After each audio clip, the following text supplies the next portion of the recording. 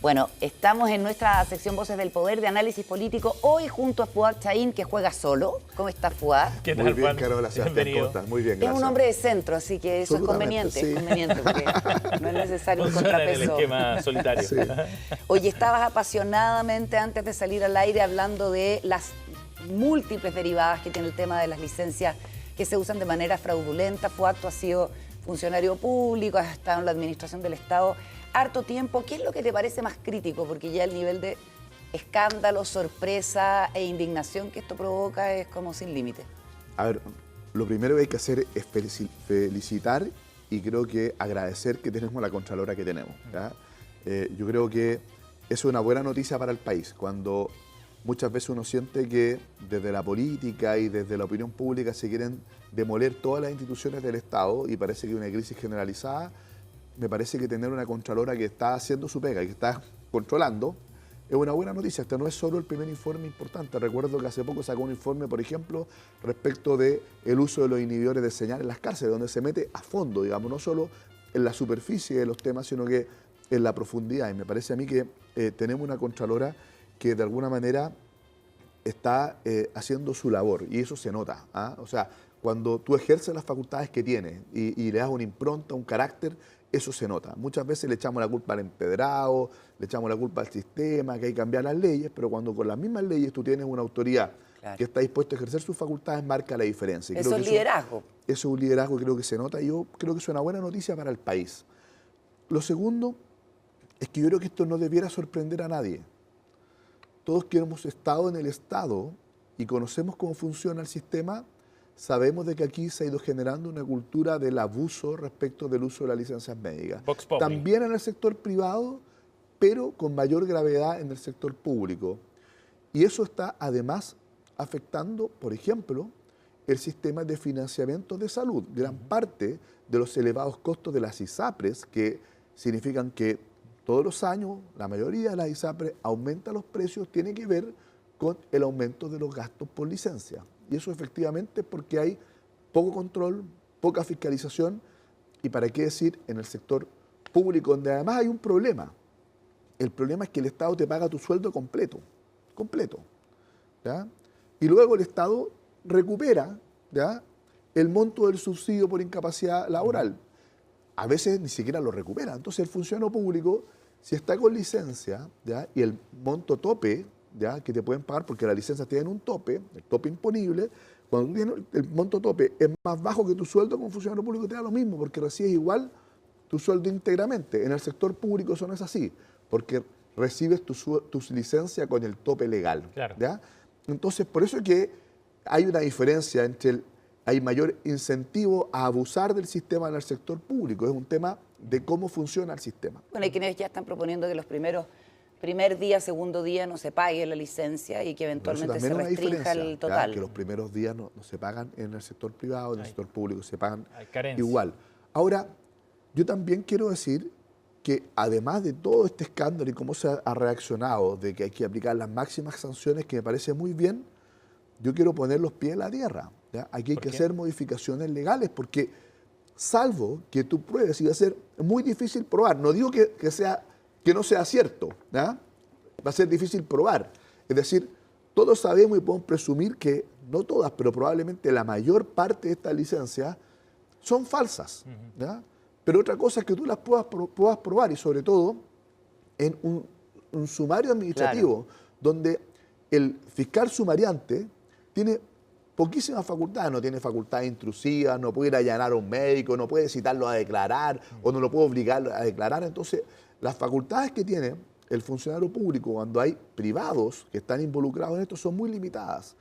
Y las causales de destitución que establece el artículo 125 del Estatuto Administrativo son muy restringidas. Entonces yo quiero decir que después no nos quejemos si no hacemos cambios legislativos, particularmente el artículo 125 del Estatuto Administrativo, o sancionamos específicamente con destitución a aquel funcionario que, haciendo uso de la licencia, incumple con el reposo, el que el día de mañana, más allá de que le apliquen esta sanción, recurran ante los tribunales de justicia y en función de los principios de legalidad, tipicidad, proporcionalidad, culpabilidad, queden sin efecto estas sanciones. Entonces, aquí además de escandalizarse, hay que hacerse cargo de cambios legislativos, ¿ya? Y y hay que hacer también un cambio mayor, creo yo, que es un cambio en general en el sistema que regula las enfermedades para los trabajadores. Pero para ser bien preciso entonces, se han anunciado sumarios ya en distintas entidades. ¿Esos sumarios no van a llevar a la destitución entonces de estos funcionarios públicos? Lo que yo quiero decir es que una buena noticia es que se hagan sumarios primero y que lo más probable es que los jefes de servicio le apliquen la sanción de destitución. Ya. Pero tiene una debilidad esa sanción de acuerdo a nuestra legislación. Y si es que tú no logras acreditar la falsedad, donde sí puede existir esto es la investigación penal del Ministerio Público. Como el Ministerio Público tiene muchas más facultades, si logra acreditar que estas licencias son falsas, ¿no?, que ahí va a estar el gran tema, entonces ahí sí te puede acarrear, ¿no es cierto?, como consecuencia de la destitución. Por la falsedad de la licencia. Por la falsedad de la licencia. Pero no por haber Pero el salido de fiscal viaje sumariante, el que hace el que hace el sumario no tiene cómo acreditarlo. Primero, porque no está dentro de sus facultades, no tiene la potestad. Recién el alcalde de Maipú, Tomás Bodanovich, sentado ahí, nos dijo que ellos habían logrado la destitución del ex jefe de obras del municipio precisamente a través de un sumario. Lo que pasa es que requiere mucho medio de prueba, ellos mismos tienen que hacer el cruce de datos, demostrar que se hizo mal uso, recurrir a la base de datos de la PDI, de salidas internacionales. No tengo ninguna duda que además tú le vas a poder aplicar la sanción. Lo que quiero decir es que va a tener una debilidad cuando se recurra después ese mismo funcionario a la justicia. Por eso que yo creo que para no llamar a la frustración, ¿por qué? Porque tú dices que es imposible lograr la destitución de un funcionario a través de un sumario. Lo que digo es que es muy difícil porque para que esa destitución quede firme, no rebote después en la justicia, va a tener que acreditar efectivamente que hubo una falsificación, que la licencia era falsa. Y eso va a ser de muy difícil prueba. Entonces yo creo que si nosotros no modificamos la conducta sancionada, que es decir, incumplir el reposo, ¿ya? El reposo va a ser muy complejo. Y por eso es que yo creo que es importante modificar esto para que no pasemos de la indignación y el escándalo a después la frustración, porque no se aplican las sanciones que todo el país quiere que se apliquen. Claro, ¿ya? todos esperarían que por supuesto, fueran despedidos todo el país quiere que se aplique eso y con justa razón. Pero para no pasar del escándalo, la indignación, a que después tengamos una frustración, hay que hacer cambios que son urgentes. Porque si no, va a ser en el Estatuto Administrativo. ¿Ya? O en los cuerpos especiales en que en el fondo se establezca esa sanción. No sé, porque el mismo estatuto dice, cuando está esta sanción asociada, digamos, en otra ley especial. O sea, a mí me parece que, porque el problema que tiene el sumario es que el fiscal sumariante, como digo, tiene muy pocas facultades. Yo tengo mucho más esperanza en lo que puede hacer el Ministerio Público, porque el Ministerio Público sí tiene facultades para poder realmente acreditar cuando aquí estamos ante casos de falsificación. El alcalde Bodanovich, sí, también habían condenado en la justicia al ex director de obra, pero él decía que hay que entrar al fondo de la cuestión y hablar del estatuto administrativo, hacer una modificación que en el fondo permita más flexibilidad para fiscalizar o para incluso otras cuestiones que no tienen que ver con sanciones, como poner a una persona quizás con un sueldo más alto en una pega que lo amerita o en fin. Sí, lo que pasa es que el estatuto administrativo que tenemos, bueno, es de la época de la dictadura, pero tiene una cultura bien decimonónica, ¿ya? Y por lo tanto, esto necesita modernizarse, ¿ya? Necesitamos tener, porque el nivel de impunidad es enorme, ¿ya? Muchas veces además los propios sumarios se demoran 4, 5, 6, 8 años, o sea, ya cuando si se llega a aplicar la sanción, ya perdió pasó la vieja, perdió todo sentido. Entonces, eso no puede ocurrir. Nosotros necesitamos tener, ¿ya?, un sistema ágil, moderno, oportuno, ¿ya?, para poder aplicar sanciones administrativas a los funcionarios, porque si no, se establece una cultura que es bien compleja, o de la impunidad cuando se quiere, donde se dilata, se cambia el sumario, se ordena la reapertura y le da vuelta al asado para no sancionar si no quiere sancionar, para no meterte en problemas, para no tener líos con los gremios, etc. Y por otro lado, puede ser muy rápido, ¿ya?, muy diligente, cuando te quieres sacar un problema encima y sacar un funcionario que no es de tu agrado. Entonces, ese nivel de discrecionalidad que hoy día tiene, ¿ya?, y de impunidad, por otro lado, me parece que es algo que se tiene que corregir de manera urgente. ¿Por qué?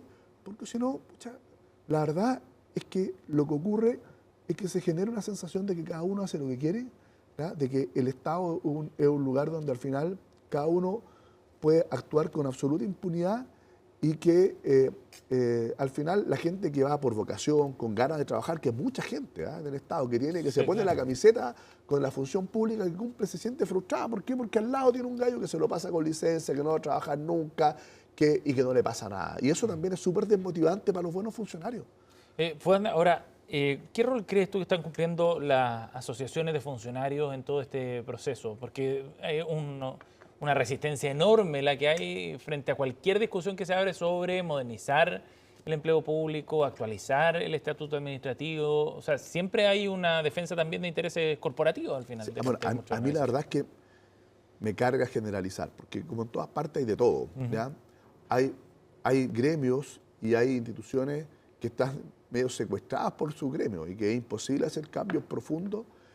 Y hay otros gremios y otros dirigentes, otras asociaciones que son súper abiertas y colaborativas efectivamente a hacer cambios, a hacer mejoras y que incluso muchas veces ellos mismos colocan y denuncian algunos de estos hechos. ¿Ya? Entonces hay de todo. A mí no me gusta generalizar, no, creo que es re fácil echarle la culpa ya simplemente a los gremios. Yo creo que tenemos un problema del modelo de Estado, tenemos un problema de cómo funciona el estatuto administrativo y creo que hay que repensarlo en su conjunto y modernizarlo porque de lo contrario creo que la corrosión y la corrupción interna hace que no solamente tengamos un Estado menos eficiente, menos servicial, el Estado debe estar al servicio de la persona humana, sino que lo transformamos en un Estado endémico, que se mira al ombligo permanentemente y que al final cree que su rol tiene que ver con una especie de defensa corporativa de los funcionarios y las instituciones y no de cambiarle positivamente y para bien la vida a las personas, a los ciudadanos. Vamos a hacer una pausa, estamos en el análisis político junto a Fuad Chahín. A la vuelta revisamos parte de las declaraciones de Johannes Kaiser anoche en Tolerancia Cero y comentamos también el caso Sierra Bella, que el fiscal Patricio Cooper cerró sin ninguna formalización de cargos. Pausa y seguimos.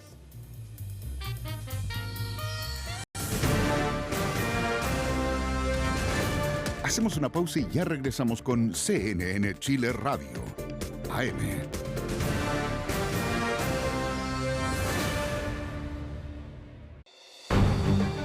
Los protagonistas de la noticia están en CNN Chile.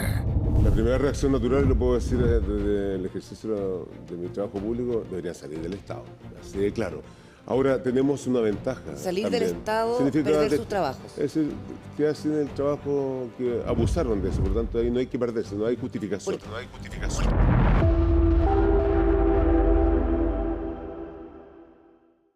La minería es clave para la movilidad sostenible.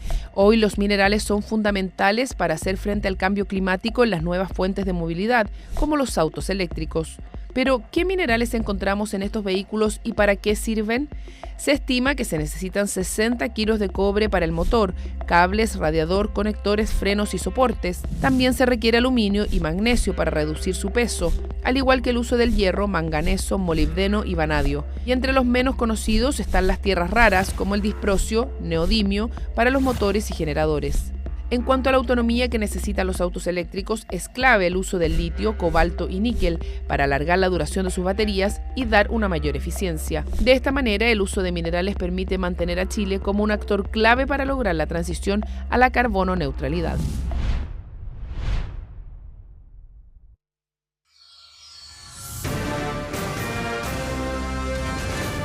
Estamos de regreso en CNN Chile Radio, AM.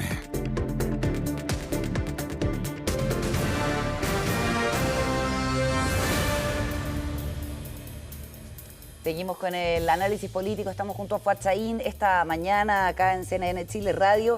Anoche estuvo Johannes Kaiser en Tolerancia Cero insistiendo en que no se va a bajar, que no va a negociar un cargo parlamentario y que eventualmente podría formar parte de un gobierno de José Antonio Kast. Escuchemos parte de su declaración y la comentamos.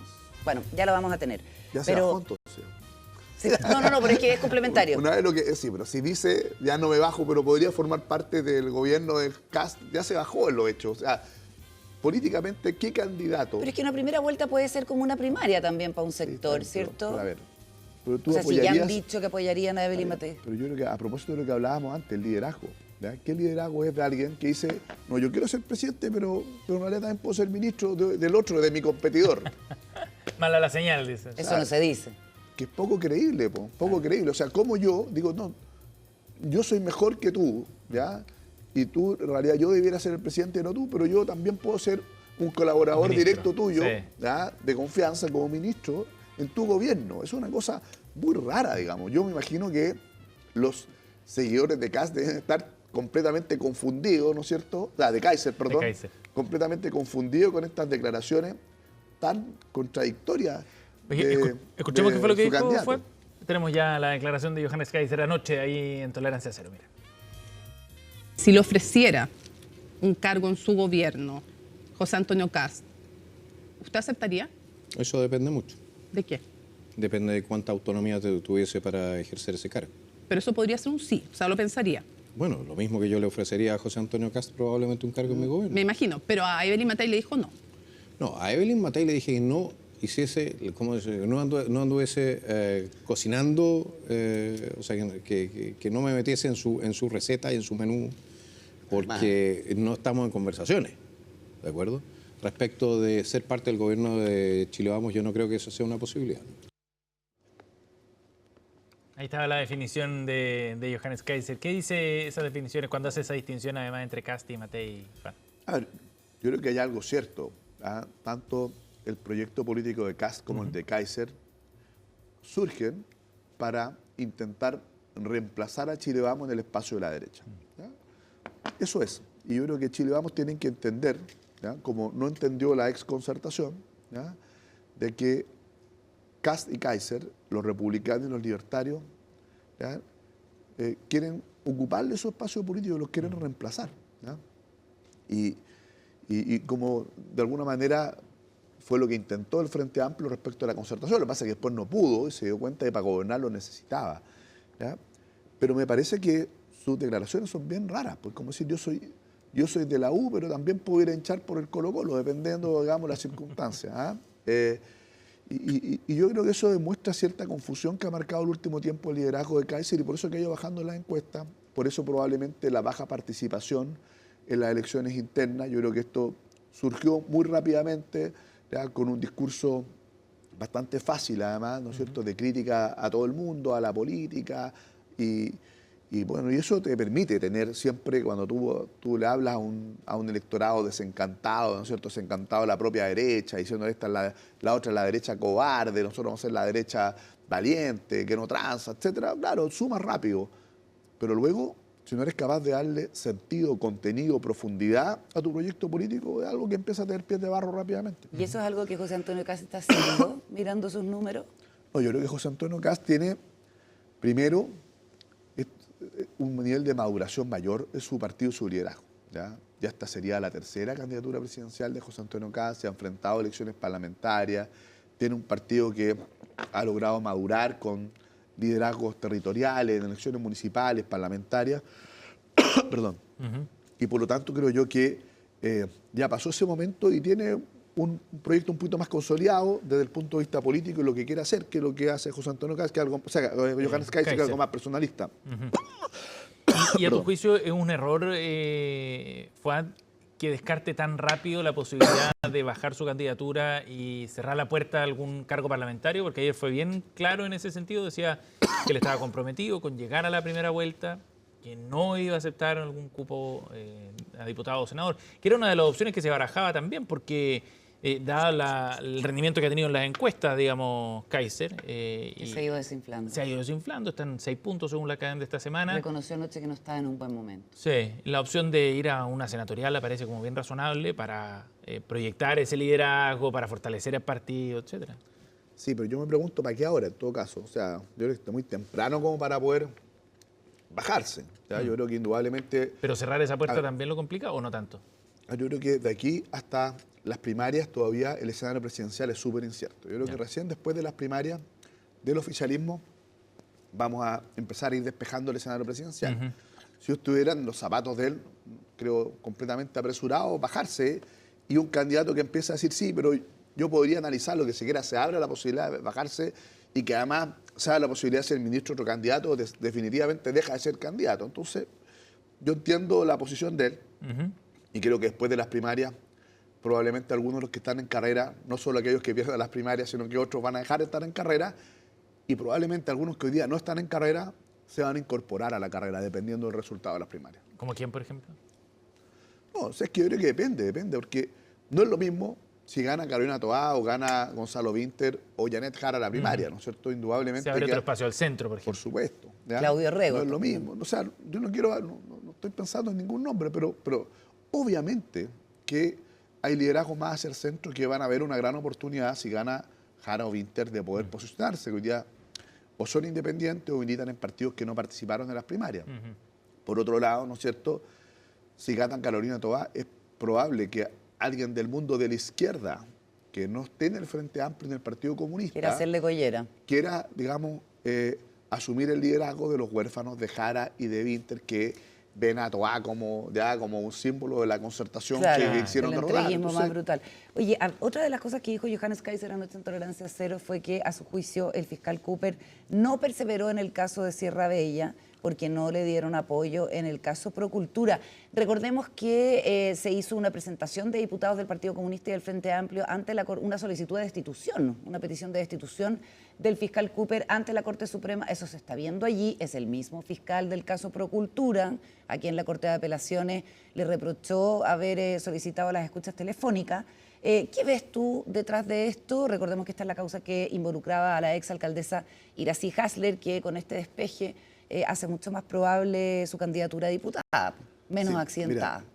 Mira, yo creo que una mala noticia para el Estado de Derecho y una mala noticia para la democracia el que estemos en un momento en que de alguna manera existe un intento ya de manipular, de abusar de la justicia con fines políticos, de todo tipo. Y aquí, o cuando el fiscal hace algo, me está persiguiendo, y cuando deja de hacerlo es porque lo amedrentaron, ¿ya?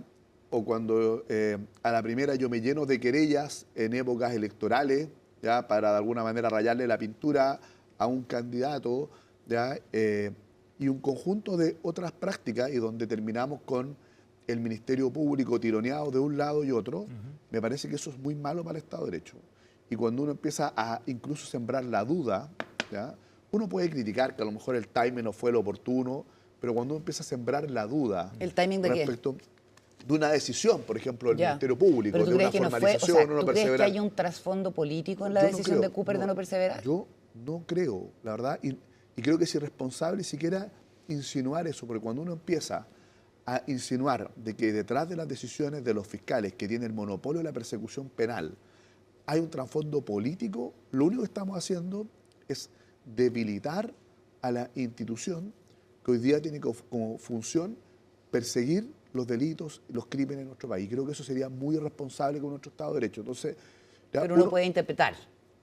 Sí, pero yo creo que uno puede interpretar, uno puede criticar el timing, pero sembrar la duda de que aquí hay una agenda distinta, ¿ya?, a la agenda institucional del Ministerio Público, a mí me parece irresponsable. Y creo que de uno u otro lado la política contribuyó a eso, ¿ya? O a tratar de pautear al Ministerio Público, o tratar de utilizarlo con fines políticos, o cuando hay una decisión que no me gusta, empezar a sembrar la duda de que hay una segunda agenda. De distintos lados políticos. De distintos lados políticos. Y no solo a propósito del caso Sierra Bella, de muchos otros casos. Entonces yo creo que aquí es fundamental dejar que el Ministerio Público trabaje, funcione, respaldar sus decisiones. Si uno está de acuerdo, las partes tienen recursos procesales para poder recurrir a los tribunales de justicia, para poder recurrir a la Corte de Apelaciones, a la Corte Suprema, ¿no es cierto?, un juez de garantía, según sea el caso, ¿ya?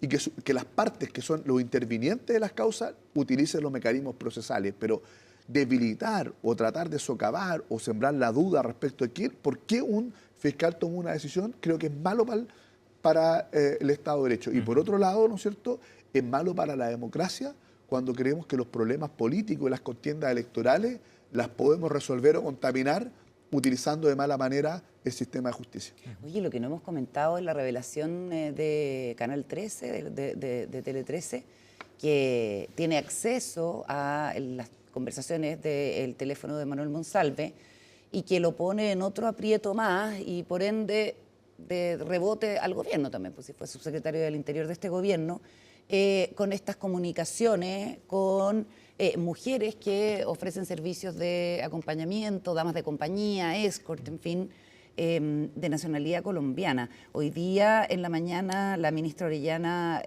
opinó que era completamente impropio, porque además estos sitios son ocupados por proxenetas. Además de búsquedas de drogas de sumisión que aparentemente él pensaba habían sido utilizadas esa noche con su subalterna. ¿Qué te parece estos nuevos antecedentes? Bueno, yo comparto el adjetivo que utiliza la ministra Orellana. Yo creo que es absolutamente impropio, ¿ya? Considerando que era subsecretario de Interior. Una autoridad, y sobre todo una autoridad del nivel del subsecretario del Interior, tiene que hacerlo las 24 horas del día, en su vida pública y en su vida privada. Y por lo tanto es absolutamente impropio. Yo creo que hay un reproche, a lo menos ético y funcionario, pero también de una enorme irresponsabilidad.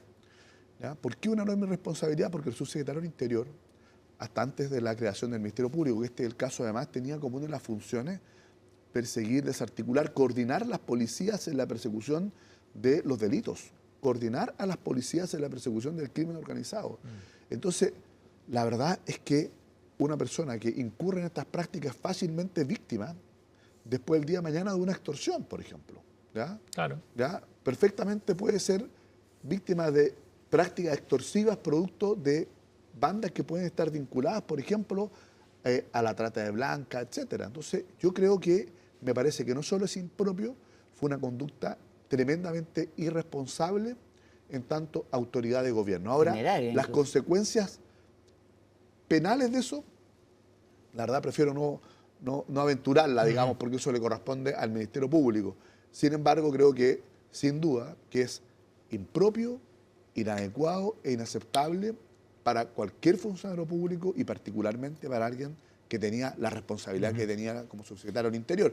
Y para mí, lo debo decir, es una gran decepción también en términos políticos. Yo en este mismo programa alguna vez felicité, ¿no es cierto?, porque creo que respecto a lo que se hizo en la Araucanía, hizo una tremenda labor el subsecretario González, ¿ya?